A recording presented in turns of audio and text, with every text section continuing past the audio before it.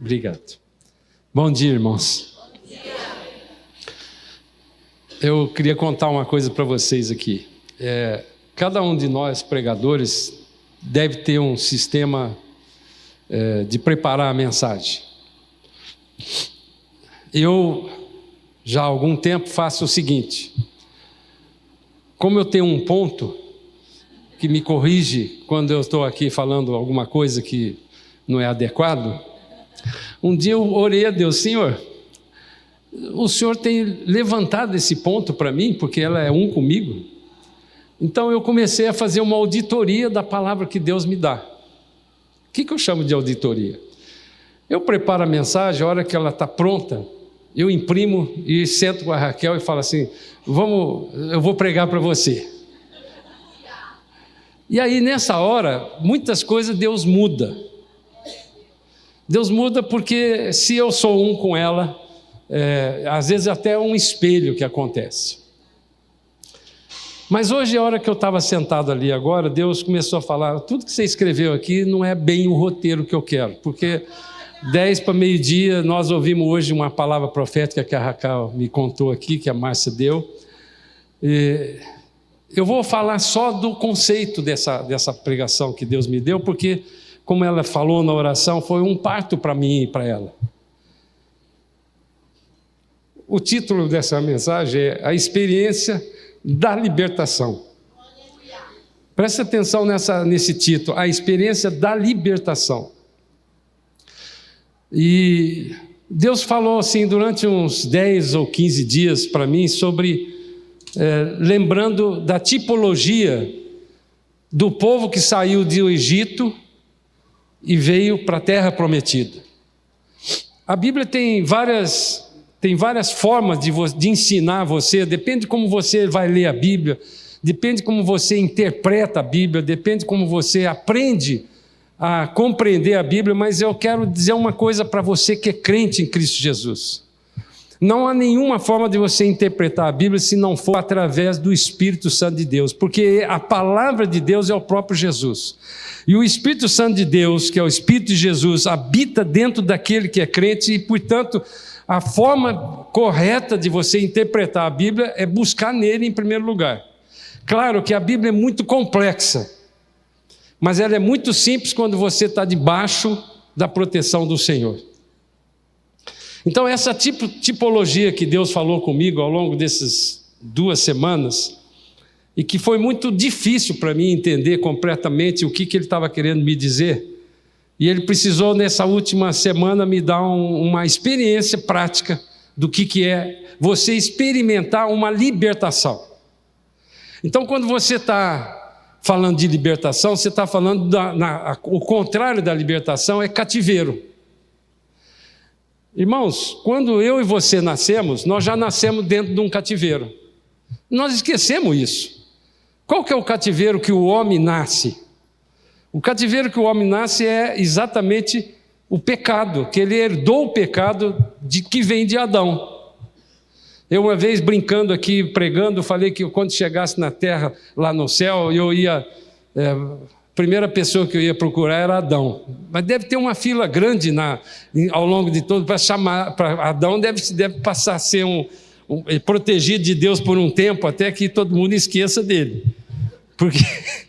Porque é um cara que foi criado sem o pecado. Perfeito. Tinha todas as condições na terra para ele dominar. E ele escolheu pecar.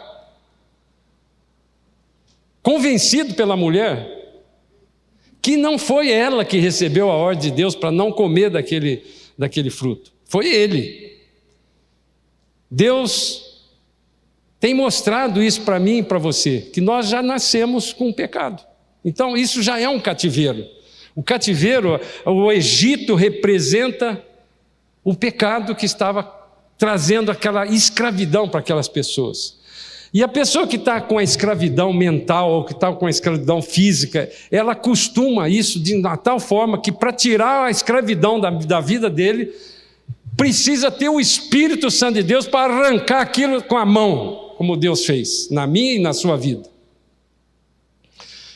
Então, quando Deus começou a falar para mim dessa tipologia, dessa metáfora é uma figura de linguagem que você faz em comparação com duas situações. Então eu quero que você preste atenção nisso. Deus tem uma palavra profética para mim e para você hoje, para você aprender a ter essa experiência da libertação, mesmo que você ainda esteja debaixo de algum tipo de cativeiro. E eu queria fazer essa introdução para dizer o seguinte: todos nós, crentes e não crentes em Cristo Jesus, vivemos de uma certa forma debaixo de algum tipo de escravidão.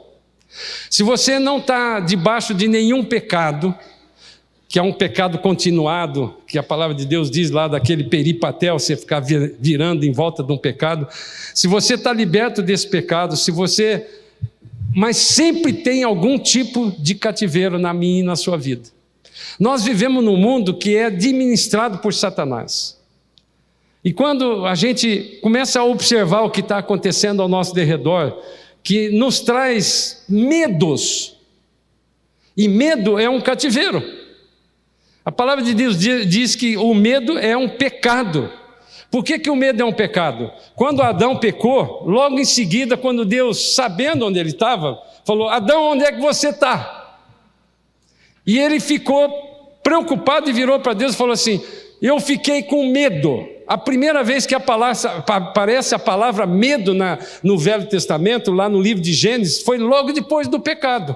Então o medo é uma consequência do pecado, que te traz o quê? O cativeiro. E quando Deus falou assim que por causa do pecado ele ia morrer, todos nós estamos debaixo dessa maldição do pecado, que nós todos vamos morrer. Mas Jesus prometeu lá no livro de João, no capítulo 3, no versículo 16, que Deus amou o mundo de tal maneira que deu o seu Filho unigênito, e o Filho unigênito é um próprio Deus que se transformou em homem.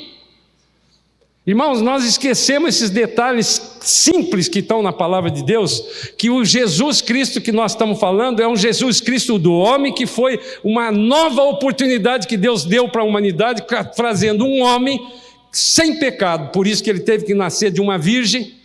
Ele veio como homem, e ele como homem nunca pecou, diferentemente de Adão, que tinha todo um ambiente preparado para ele ser abençoado sempre. Jesus estava vivendo num ambiente completamente contrário à santidade, mas ele escolheu não pecar, e ele, não tendo pecado, foi o único homem que pôde pagar no meu e no seu lugar a nossa dívida impagável. É uma coisa aparentemente tão simples, mas ela é profunda demais para nós compreendermos na nossa mente. E João fala ali, desculpe que nós estamos sem o telão, então eu vou abrir aqui na minha Bíblia. João fala ali no capítulo 5, no versículo 4, ele diz assim: porque todo o que é nascido de Deus vence o mundo. Então, como é que você é nascido de Deus? Você só tem uma maneira de nascer de Deus, é quando você declara com a sua boca e crê com o seu coração que Jesus Cristo morreu por mim e por você e resolveu o problema do pecado que eu não tenho condição nenhuma de pagar. Então aqui João está dizendo: todo que é nascido de Deus vence o mundo. Essa palavra mundo é cosmo no original grego, que significa um sistema. Agora nós estamos muito acostumados a falar do sistema. Tem alguém querendo tirar a liberdade no mundo todo, não é só no Brasil. Por quê? E quem que está atrás disso? É um sistema. Então essa palavra mundo hoje ele é muito atualizado. E ontem, eu participei ontem de um curso do núcleo de ensino, e ao final eu estava meditando, e eu quero repetir isso aqui para vocês. A Bíblia, irmãos, melhor dizendo, mais do que a Bíblia, o Evangelho, o cristianismo, ele em cada uma das gerações, desde o nascimento do cristianismo, que foi quando Jesus ressuscitou vencendo a morte, e tomando da mão de Satanás a chave da casa dele, que é o inferno, e a chave da morte, Jesus ressuscitou e inaugurou naquele momento a igreja. E Satanás aí viu que ele estava perdido, porque ele achava que matando Jesus ele iria vencer tudo aquilo que ele tinha programado para destruir. E aí nesse momento o espírito do anticristo, esse espírito que ele desde o primeiro momento ele está indo contra a igreja. Então, quando você orar dessa forma, você entenda que Jesus venceu o mundo, ele venceu esse sistema. Então, voltando agora, terminando essa introdução, voltando agora para essa tipologia da história do Egito, da libertação do Egito, do cativeiro. O povo de Israel foi formado a partir de José. José foi levado para o Egito e os filhos dele, vocês conhecem toda a história, eu não vou falar, mas eu quero dividir essa história em 3 fases na vida de pela fé. O livro de Hebreus fala que pela fé, a mãe e o pai de Moisés, que tinham a ordem do imperador naquele momento, do faraó daquele momento, que era para matar todos os varões do israelita que nascesse. Por quê? Porque eles cresceram muito, foram abençoados, criaram, mas aquele faraó esqueceu de José, daquilo que aconteceu em José. Então, quando ele mandou matar todos para poder acabar, ficar só as mulheres, e aí, com o tempo ia acabar ele não queria perder aquele público, que era mais de 600 mil, talvez até chegasse a 2 milhões, né? Ninguém sabe ainda bem o número, mas eles eram escravos, então era uma mão de obra. A economia do Egito teria sido terrível se tivesse mandado eles embora. Então eles começaram a arquitetar e fizeram isso. Pela fé, a mãe e o pai guardaram aquela criança e não mataram ele, como era a ordem. E os israelitas estavam matando seus filhos, homens que nasciam. Então, pela fé, eles guardaram Moisés. E olha que coisa, Deus, então, a primeira fase da vida de Moisés foi, desde o nascimento dele, já foi em cima do milagre.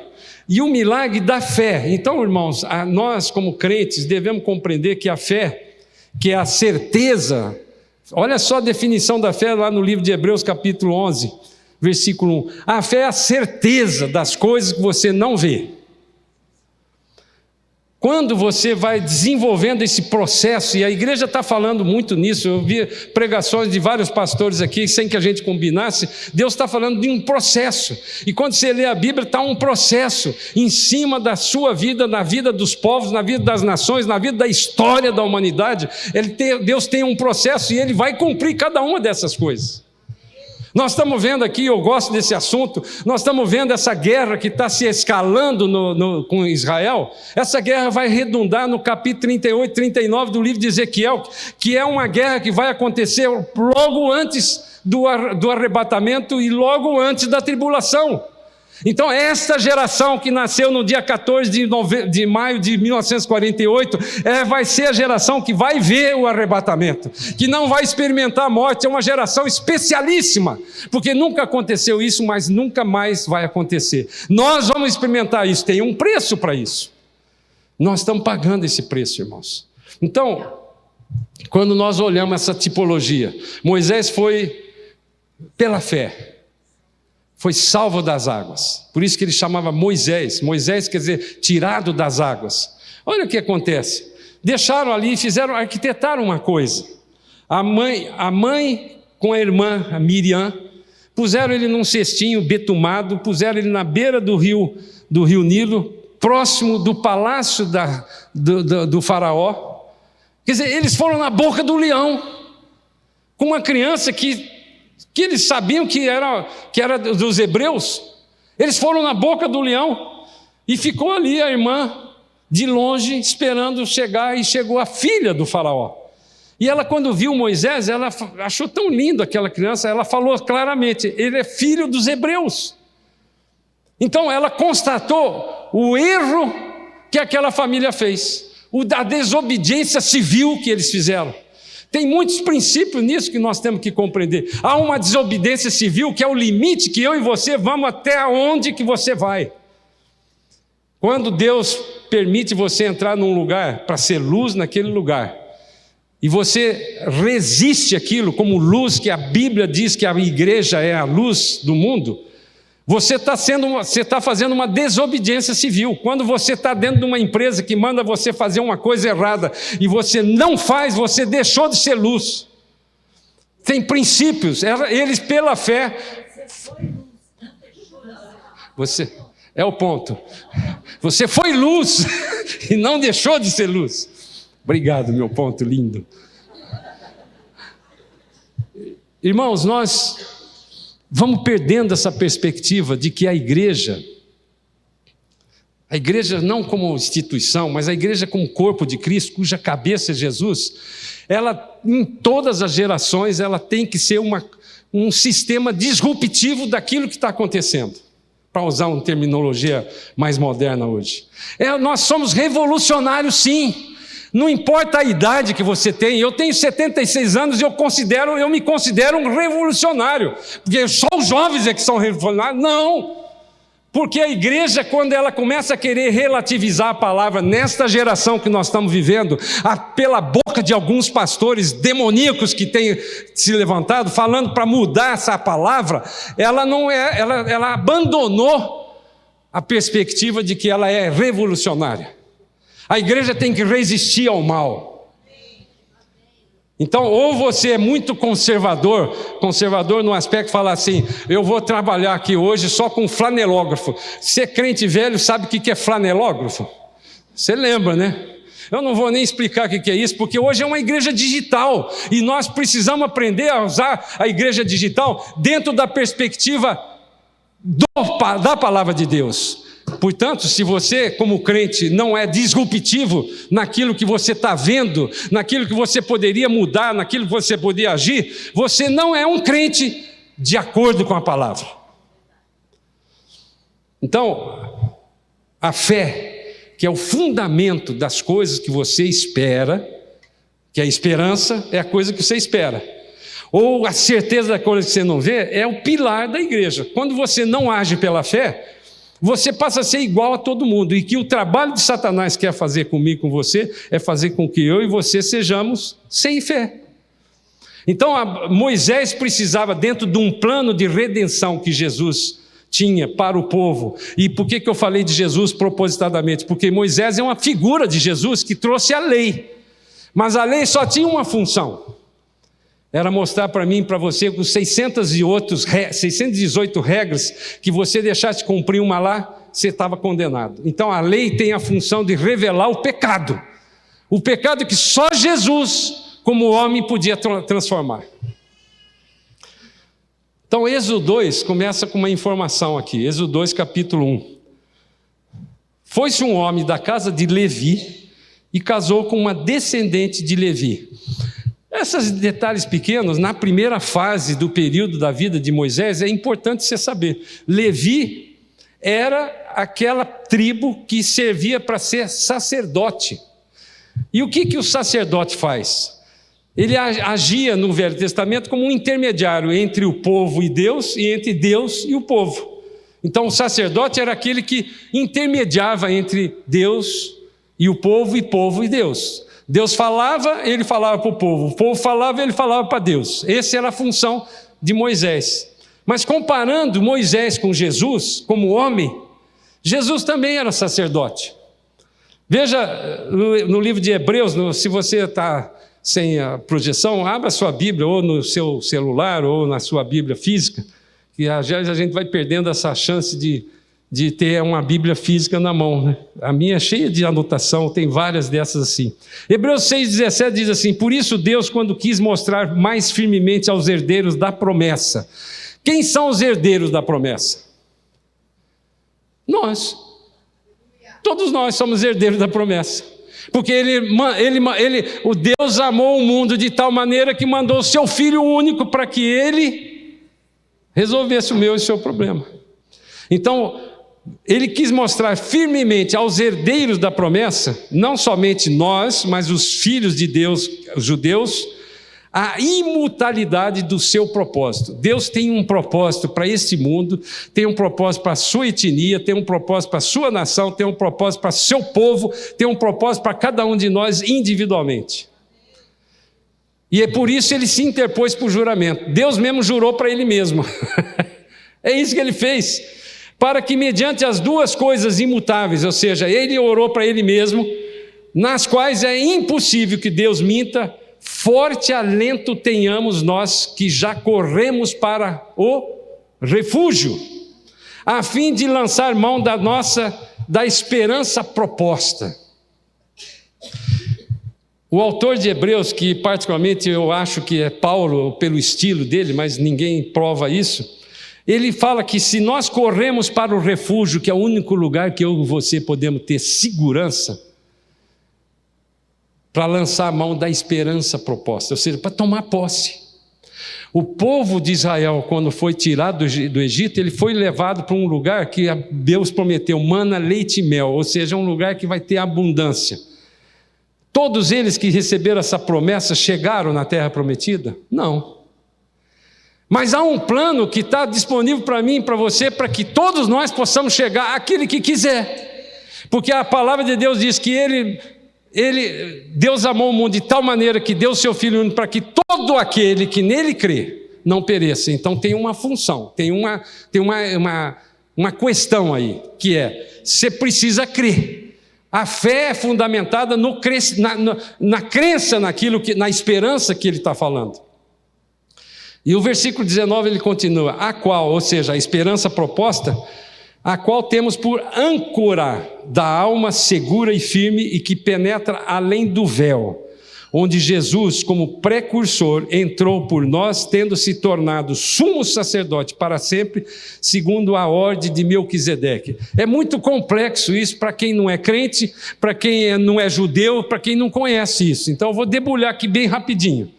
Havia, no templo, havia um véu, que quando Jesus morreu na cruz, a Bíblia diz que ele rasgou de cima embaixo. Ele tinha 12 metros de altura e uma série de camadas pesadas de vários tipos de pano ou couro de animal. Então era um negócio extremamente pesado e dificílimo de rasgar. Só um gigante ou o próprio Deus rasgaria de cima embaixo. Quando Jesus morreu na cruz, milagrosamente abriu-se o véu. Quem podia entrar dentro do véu? Somente o sumo sacerdote, aquele que uma vez por ano matava um cordeiro e pegava aquele sangue por ele e por toda a humanidade que cria, ele ia lá e fazia um sacrifício. E se ele fizesse isso em pecado, ele estaria morto. Então eles amarravam uma corda na barriga dele, que devia ser uma barriga menor que a minha, e aí ele puxavam ele, porque se ele morresse não podia entrar lá para tirar, senão cada um que entrasse morria.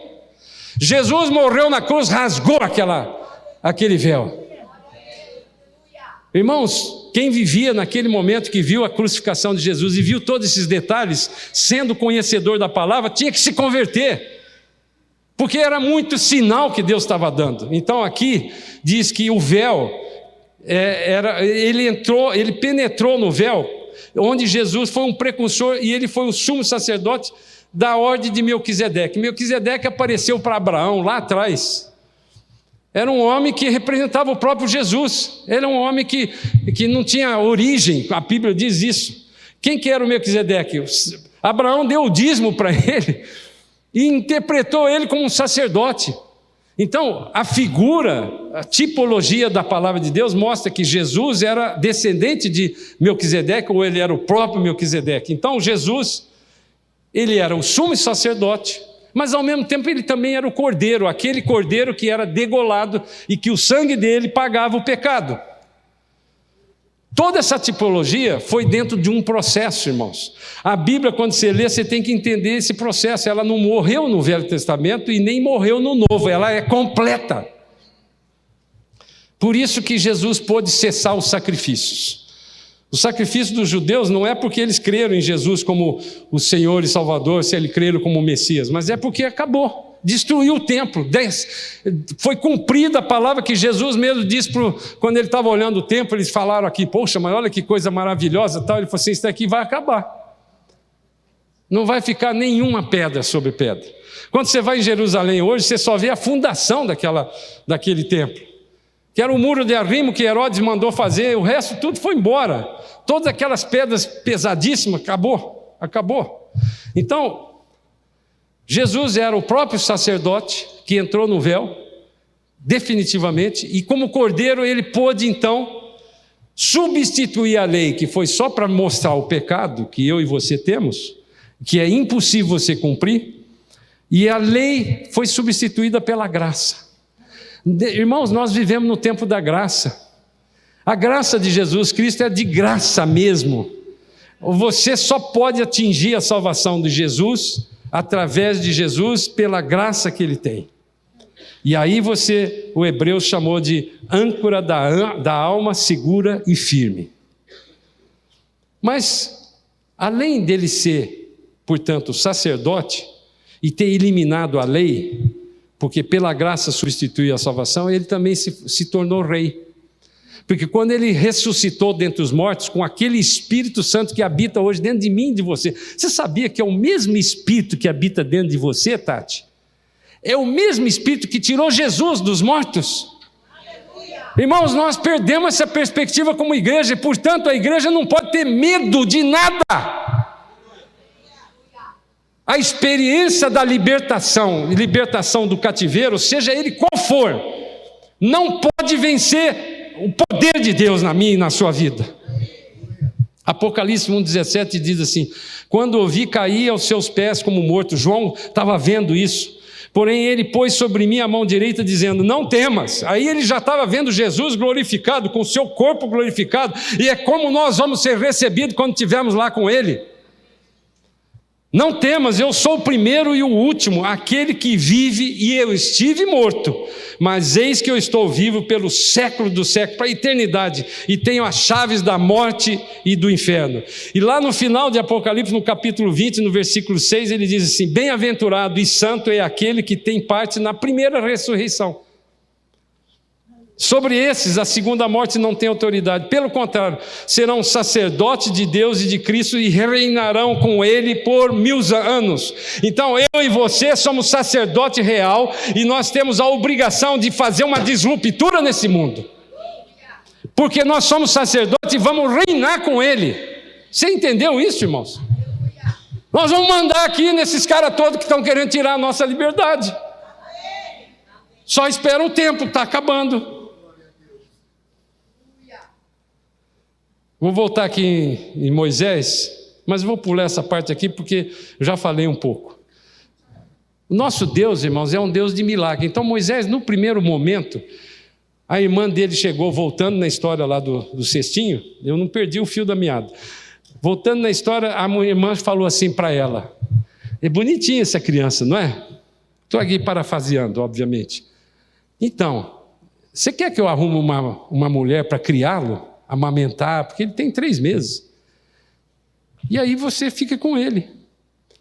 Ela falou, eu quero. E aí você me arruma uma que eu vou pagar. Quem era que foi fazer? A mãe dele. Então ela desobedeceu uma ordem civil e pela fé ela ainda ganhou um salário da rainha ou da filha do rei, para criar o filho até ele ficar grande. A Bíblia diz que quando ele estava grande, aí ele entregou lá, porque agora você vai entrar na Harvard do Egito, você vai fazer uma faculdade aí caríssima, e vai ser o filho do rei. Então Moisés, quando estava com 40 anos, ele tinha certeza que ele foi escolhido por Deus para ser o libertador daquele povo. E Deus fez um milagre tão grande que fez com que ele fosse escolhido o homem mais importante ali, que estava aprendendo as coisas que o homem ensinou. Aí Deus entra na minha e na sua vida. Quando você nasceu e foi escolhido por Deus, desde antes de acontecer, ele já estava prevendo que você ia sentar aqui, viu, Ricardo? Ele já estava prevendo que você fazia parte do plano dele, da sua vida, na vida da humanidade. Você está inserido dentro do corpo de Cristo como cabeça que é Jesus. Então, quando ele escolheu Moisés já sabia disso. Agora eu sei tudo. Agora eu sou filho de Deus, eu vou ser o libertador. Eu tenho certeza, porque a mãe explicou isso para ele. E ele aprendeu todas as técnicas de administração, de inteligência artificial, de tudo isso ele tinha. Aí Deus falou, bom, agora eu vou te ensinar a se relacionar comigo. Eu fico olhando isso, irmãos, e vendo como que Deus fez na nossa vida. Como que um engenheiro que tinha programado a sua vida, como Moisés programou, virou um pastor. Muitas vezes eu paro para perguntar isso: Senhor, eu não sou um pastor, eu não sei ser pastor, me ensina a ser pastor, a cuidar das ovelhas, é muita responsabilidade. Eu fico vendo às vezes uns assuntos assim que eu não consigo.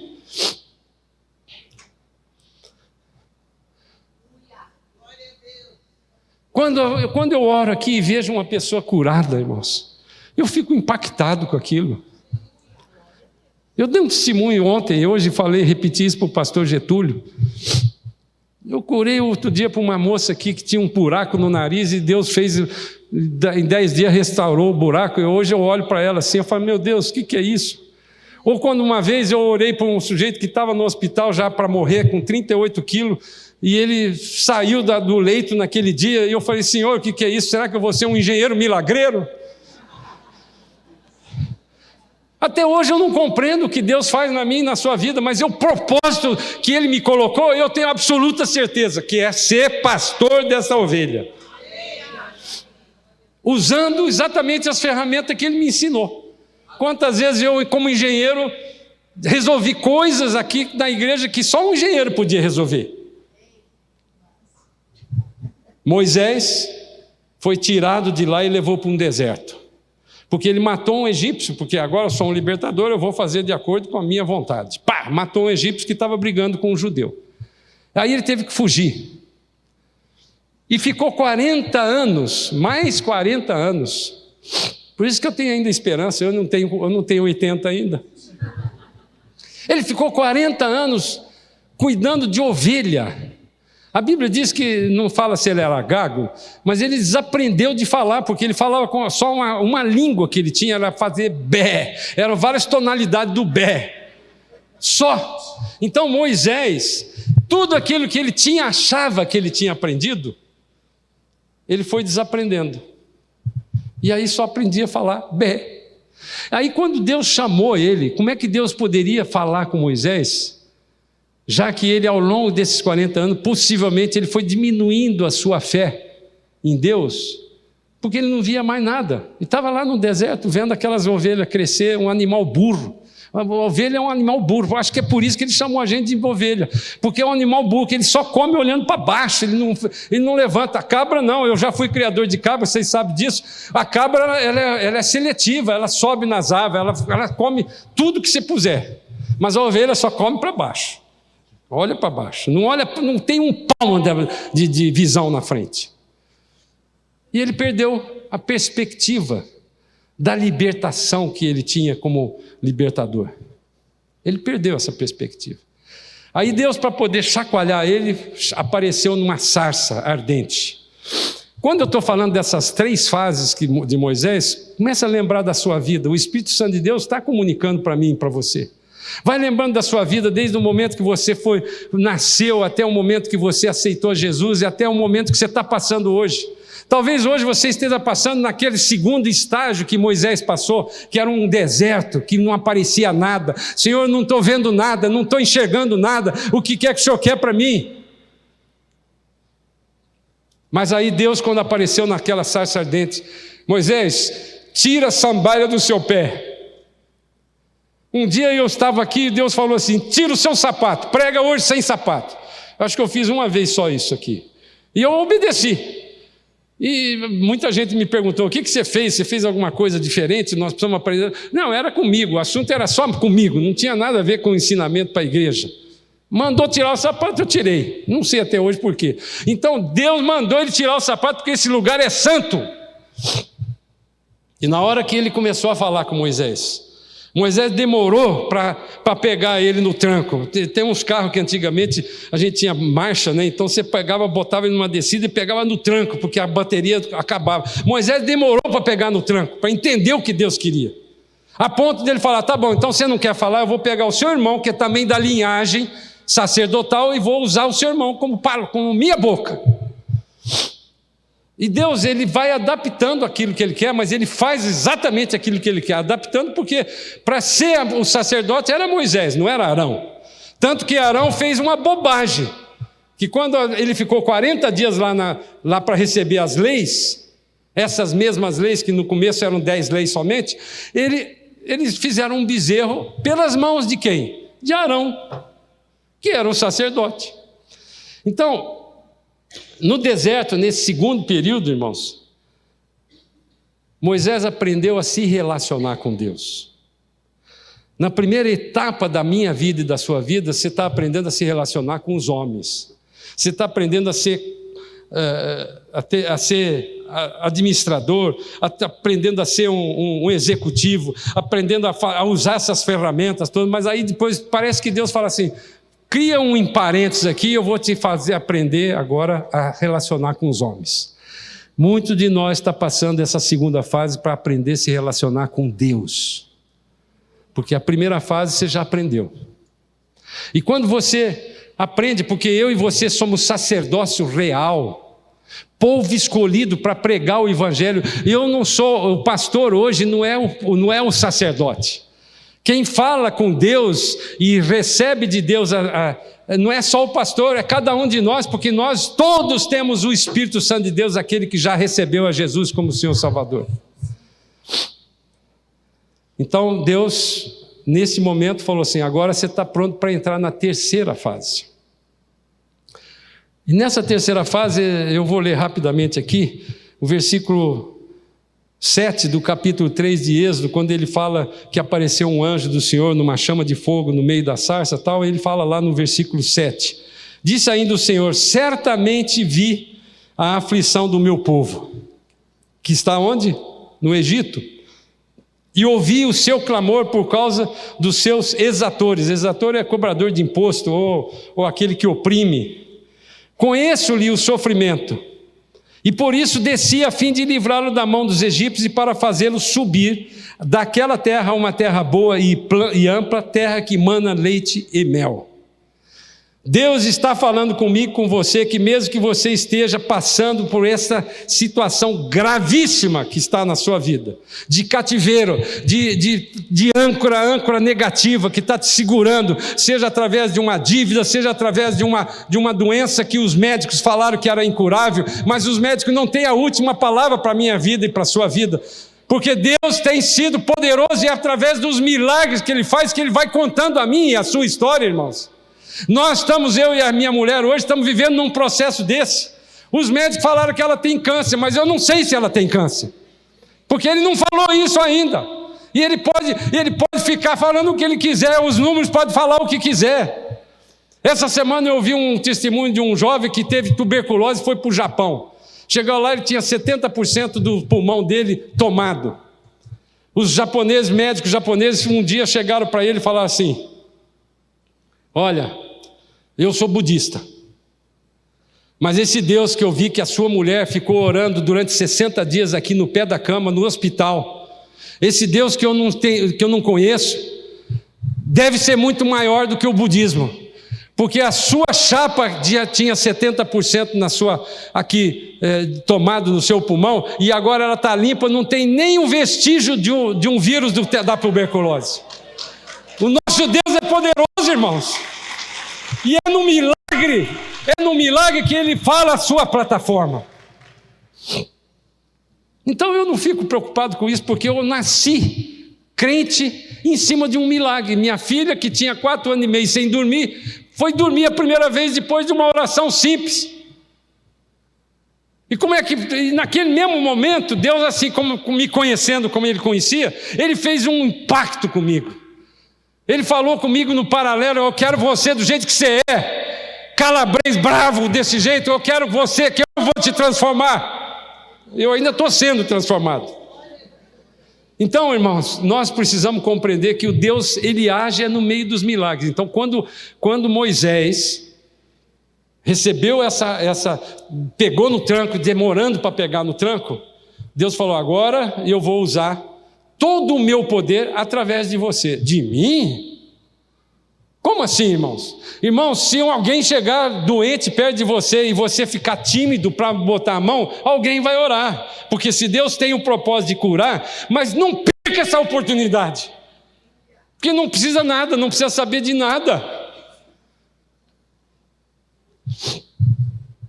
Versículo 19 do capítulo 3 de Êxodo diz assim: eu sei, porém, que o rei do Egito não vos deixará ir, se não for obrigado por mão forte. Deus conhece a cada um de nós e conhece os inimigos, irmãos. Então ele já sabia que o faraó não ia deixar sair a economia do país ia ser destruída. E ele então, portanto, eu estenderei a mão e ferirei o Egito com todos os meus prodígios que farei no meio dele. Depois vos deixará ir, e eu darei mercê a esse povo aos olhos dos egípcios, e quando sairdes, não será de mão vazia. Então há uma promessa de Deus para mim e para a sua vida, dentro dessa terceira fase, que é você sair do Egito com as mãos cheias das bênçãos que o Senhor financeira, que Deus tem. Mas a hora que você entra na terceira fase, que é essa que é a pior, que eu vou terminar orando sobre essa terceira fase. O cativeiro estava no coração do povo. Ele estava acostumado a comer daquilo que eles trabalhavam na terra. Mas quando eles entraram nessa terceira fase, num deserto que não tinha água, não tinha comida, não dava tempo, não tinha banheiro, não dava tempo de fazer nada, eles tinham que sair daqui e ir lá para a terra prometida, que mais ou menos levou, se você calcular, mais ou menos levou 15 dias para eles chegarem. Eles chegaram nas bordas do rio Jordão com 15 dias, irmão, a gente esquece isso. E por causa desses 15 dias que eles mandaram os espias olhar lá, dos 12 espias, um de cada tribo, somente 2, Josué e Caleb, acreditaram na palavra de Deus que vai ter uma terra que mana leite e mel. Fazendo uma comparação aqui, uma metáfora, Caleb e Josué, quando voltaram, falaram assim: ó, tem uns gigantes lá, que nós não vamos precisar nem arrumar os jumentinhos para puxar arado, porque eu vou botar esse gigante para puxar o arado. Eles não olharam aquele gigante como uma ameaça para eles, eles olharam aquilo como uma ajuda de Deus. Mas os 10 outros que estavam lá falaram assim: não, eu não aguento isso. Realmente a terra manda leite e mel, tem um monte de benção lá. Já está tudo pronto, irmãos, passaram 15 dias, como é que eles iam se alimentar com 2 milhões de pessoas? Tinha que ter um lugar que já estava com a colheita feita, o estoque de sementes, estava pronto para tomar posse daquela terra. Mas a incredulidade impediu que eles tomassem posse. Sabe quanto tempo demorou para eles voltarem? 40 anos a mais. Irmãos, a Bíblia, ela ensina para nós por processos. Eu e você estamos passando por um processo. Josué e Caleb experimentaram a libertação na hora que eles saíram de lá. No coração deles, a escravidão ficou no Egito. No coração deles, eles estavam olhando a terra prometida lá na frente. Eles estavam com a esperança conquistada na mão deles. Mas os outros 10 não. Ficaram ainda olhando a comida que veio aqui. Porque nesse período Deus deu maná que veio do céu, deu codorniz que veio do céu, deu água que estava na rocha lá, bastava falar para a rocha. E Moisés, que era o líder completo, não pôde entrar, porque em vez dele falar com a rocha, ele estava tão chateado com a rebeldia do povo, que ele bateu 2 vezes, e por isso ele não entrou, como líder. Ele desobedeceu à voz de Deus. Às vezes a gente fala assim: poxa, mas Deus foi muito difícil com ele, foi muito duro com ele. Moisés cumpriu o papel dele, porque depois que ele morreu, aí que Josué conquistou a terra. Então, irmãos, preste atenção no que Deus está falando para mim e para você.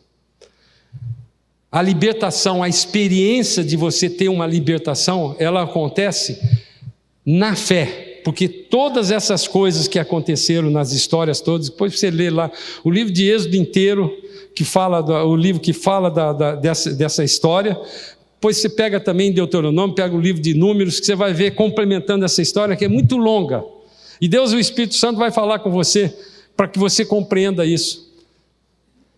Cada uma dessas situações que ele teve sempre foi pela fé. Porque quando ele chegou, já saindo do Egito, que ele chegou na frente do rio, do Mar Vermelho, ele foi reclamar com Deus: Senhor, depois de ter feito todos os milagres das 10 pragas, com aquele bordão que Deus deu para ele, para fazer os milagres, usando ele com o poder, porque não era ele, mas era o Senhor que estava fazendo, Deus falou assim: o que você está me perguntando? Marche! Mas aqui tem um mar, marche! É pela fé, irmãos. O princípio da fé, você só vê a libertação anterior ao que vai acontecer.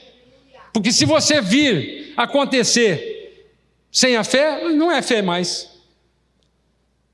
Tomé teve uma lição de Jesus mesmo assim. Eu preciso ver para crer. Então toca aqui, ó. Toca aqui. Os outros, aí ele falou: bem-aventurado aqueles que não viram e creram. Nós somos aqueles, nós fazemos parte disso. 2000 anos depois eu ainda creio nesses milagres, porque Deus tem feito na minha vida. Então eu posso repetir isso. Eu posso dizer que eu tenho certeza das coisas que eu não estou vendo. Então, antecipadamente, eu experimento hoje a libertação. Mesmo que eu ainda esteja debaixo de um tipo de escravidão, seja de uma doença, seja de uma dívida que não paga, que ainda não foi resolvido, seja de um relacionamento destruído, de um casamento, seja de qualquer coisa dessa, porque Deus é um Deus do impossível. Você crê nisso, irmãos? Eu vou terminar dizendo assim, no Deuteronômio capítulo 8, versículo 1, diz assim: cuidareis de cumprir todos os mandamentos que hoje eu vos ordeno, para que vivais, vos multipliqueis, e entreis e possuais a terra que o Senhor prometeu sob juramento aos vossos pais. No período desse deserto, Deus nos ensina a viver, a multiplicar e a tomar posse. Muitos têm perdido a chance de viver, e a Bíblia diz que ele veio para que tenham vida e vida em abundância, mas não é lá, não, é aqui. E vida em abundância é você experimentar aquilo que Deus está te dando agora. Seja coerente com aquilo que você está vendo. Eu consigo viver, porque eu estou levantando de manhã, mesmo que eu tenha dor no meu joelho que eu não pude operar ainda, mesmo que eu estou respirando, eu estou vivendo com alegria, porque o Senhor está me dando isso. Eu estou comendo, eu estou fazendo tudo, tenho uma casa para morar. Nada me tira esse poder de viver. E onde eu ponho a mão está sendo multiplicado, basta olhar essa igreja.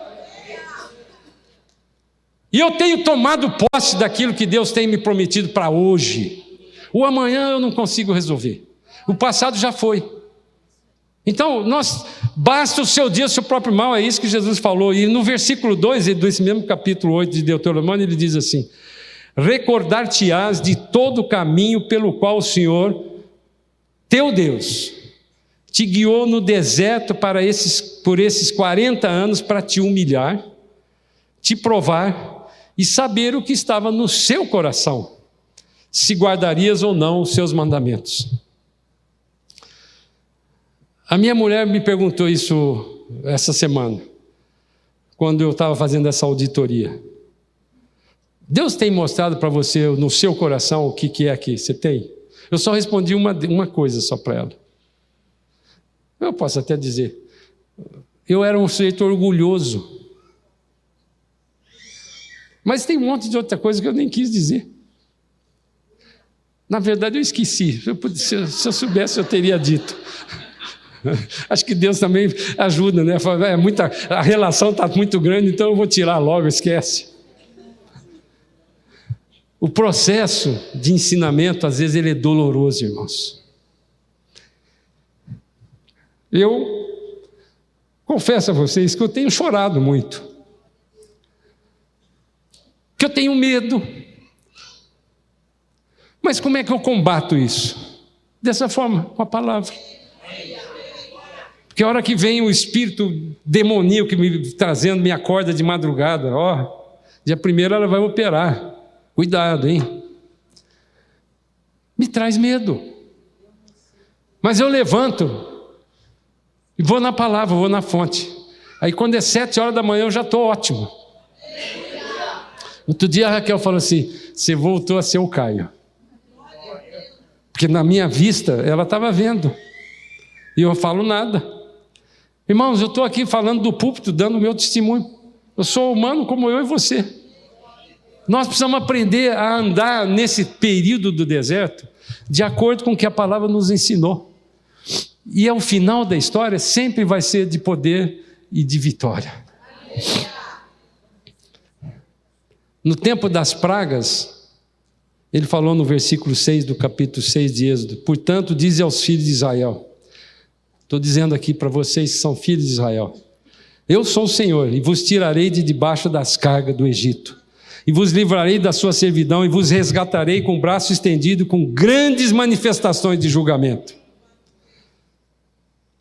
No início do caminho do deserto, quando você começou, o versículo 16 do capítulo 14 de Êxodo, ele diz assim: e tu levanta o teu bordão, estende a mão sobre o mar e divide para que os filhos de Israel passem por meio de um mar seco. No tempo do caminho do deserto, quando ele estava andando, ele nos alimentou com alimento que vinha do céu. E o povo que saiu lá do escravo estava reclamando porque eles estavam lembrando dos pepinos que vinham da terra. Muito de nós nessa igreja ou em qualquer outra igreja desse mundo está falando dos pepinos que vêm da terra, quando na verdade o maná veio do céu. E o maná era diário, e o milagre era semanal, porque bastava só um maná todo dia, já era um milagre diário, não era? Mas chegava no fim de semana, para que você não trabalhasse no sábado, você colhia 2 porções. Porque se durante a semana você colhesse 2 porções pensando no amanhã, apodrecia, não dava para você comer. Então era um milagre em cima de um milagre, irmãos. E eles não estavam entendendo que esse alimento tinha que vir do céu e não da terra. E finalmente, na conquista da terra prometida, Deus cumpriu a sua palavra. Josué 1:3 é uma passagem tremenda. Josué, logo depois da morte de Moisés, Deus falou assim com ele no versículo 3 do capítulo 1: todo lugar que pisar a planta do seu pé, vou-lo tenho dado como eu prometi a Moisés. Irmãos, nunca, nem no tempo de Salomão, o Israel teve o tamanho do país, porque eles não andaram, foram parando no meio do caminho. Muitos de nós perdemos a bênção, porque a gente para no meio do caminho. Ah não, mas aqui já está muita bênção, então eu vou parar aqui. Esse é um princípio bíblico: onde você puser o pé, é seu. Você toma posse desse jeito. Se Deus prometeu uma coisa para você e você ainda não andou, você perdeu a bênção. Essa é uma história que nós compreendemos, porque quando você vê que delimitava a área que Deus tinha dado, ele ia até o rio Eufrates. O rio Eufrates é o Iraque de hoje. Nunca Israel chegou até o rio Eufrates. O versículo 5 ele continua: ninguém te poderá resistir todos os dias da sua vida. Como fui com Moisés, assim serei contigo, não te deixarei nem te desampararei. Essa palavra profética é para mim e para você também, não é só para eles não. Ser forte e corajoso, porque tu farás esse povo herdar a terra. Eu estou fazendo isso à minha parte. Tu farás esse povo herdar a terra que sob juramento eu prometi dar a seus pais. Então, somente ser forte e muito corajoso para ter o cuidado de fazer segundo tudo que a lei que o meu servo Moisés te ordenou. Dela não te desvie nem para a direita nem para a esquerda, para que sejas bem sucedido para onde quer que andares. Não cesse de falar sobre o livro da lei, antes medita nele de dia e de noite, para que tenhais cuidado de fazer segundo tudo quanto nele está escrito. E então farás prosperar o seu caminho e serás bem sucedido. Não te mandei eu? Ser forte e corajoso. Não temas nem te espantes, porque o Senhor teu Deus é contigo por onde quer que andares. Vamos terminar, irmãos. Eu quero orar com você. Não vou pedir para você vir aqui, não. Se você tem algum tipo de cativeiro, o que eu tentei explicar, porque o Espírito mostrou para mim, talvez eu não tenha conseguido explicar completamente para vocês. É que não espere primeiro acontecer, tirar o cativeiro para você depois ser liberto. A matemática de Deus é o contrário, o princípio é o contrário. Você primeiro avança naquele mar que está na sua frente e ele vai abrir. Josué aprendeu esse princípio quando ele andava com Moisés. Quando ele chegou no Rio Jordão, ele avançou no Rio Jordão, e a Bíblia diz que estava na época de o rio estava transbordando pelas margens, de tão cheio. Deus esperou que ele tivesse quase impossível, porque o Rio Jordão é um riozinho pequeno, mas na época da cega ele ficava bem largo. Então nessa hora ele pôs o pé para abrir, como ele viu acontecer. Muitos de nós têm passado por milagres que você e eu esquecemos. Deus tem feito milagres na minha e na sua vida que você esqueceu, seja ele pequeno ou grande. No meu caso, talvez pela idade minha e da minha mulher, nós temos tido milagres muito grandes, mas temos pequenos todos os dias igual maná. Todos os dias, irmãos. Então o princípio da libertação, da experiência da libertação que eu e você temos que ter, é experimentar antes de você ver. Você tem algum tipo de cativeiro na sua vida hoje, seja de doença, seja de dinheiro, seja de qualquer coisa. Não fica olhando esse cativeiro, irmãos.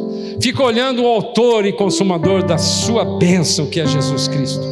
Somente Ele pode fazer isso, porque Ele era o único homem que tinha poder para pagar no meu e no seu lugar. Não há nenhum tipo de cativeiro que possa segurar você sem a libertação. Então, você no seu lugar aí, onde você está, fala com o Espírito Santo de Deus: Senhor, o Senhor já falou comigo, e eu quero, Pai, eu quero experimentar hoje uma libertação que eu nunca experimentei. Eu quero ter aquela experiência de sair daqui pulando de alegria na sua presença, Pai, e que o nome de Jesus Cristo continue sendo glorificado na minha vida e na sua vida. Senhor amado, eu coloco a cada uma dessas vidas, Pai. Eu quero orar primeiro por enfermidade. Se há alguém aqui que tem um tipo de enfermidade que queira ser liberto hoje, levante a mão, eu vou orar por você. Levante a mão. Senhor amado, o Senhor está vendo essas mãos levantadas pela fé, Pai. Nós estamos pela fé, e eu estou levantando a minha mão porque esse joelho meu está doendo muito. Senhor, pela fé, eu creio que o Senhor é aquele que pode arrancar com a sua mão forte, como o Senhor fez lá no Egito. Completamente, vai arrancar com a sua mão forte. A sua palavra diz, e eu estou orando sobre a sua palavra, que diz que Ele levou sobre si todas as nossas enfermidades, e portanto ela não pertence a mim e a nenhum desses que estão com a mão levantada. Sai agora esse espírito de enfermidade em nome de Jesus. Em nome de Jesus.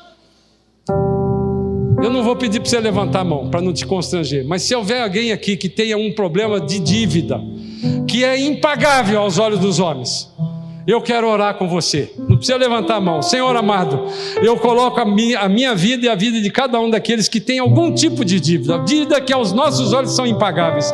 O Senhor veio para nos tirar do cativeiro, Pai, e a dívida é um cativeiro, é uma escravidão que você fica ancorado naquilo.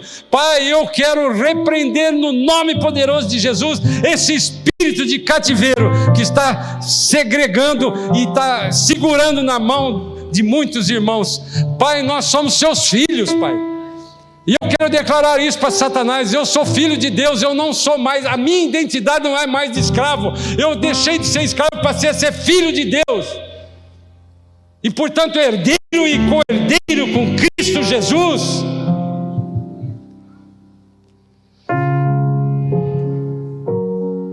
Obrigado, Jesus.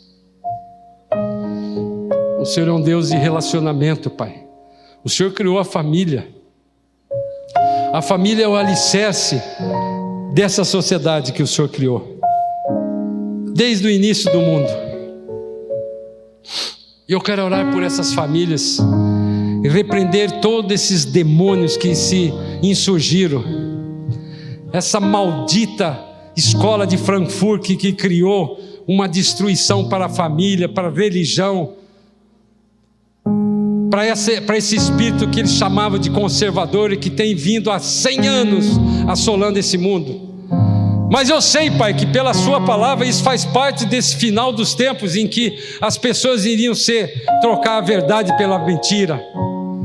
Eu quero repreender no nome de Jesus e falar com que o nosso povo, assim como aquele povo que saiu do Egito, e as 10 pragas não atingiram ele, nós como povo de Deus, antes de sermos arrebatados, não teremos nenhuma ação do demoníaco em cima de nós, com essa agenda do sistema maligno que tem dominado esse mundo.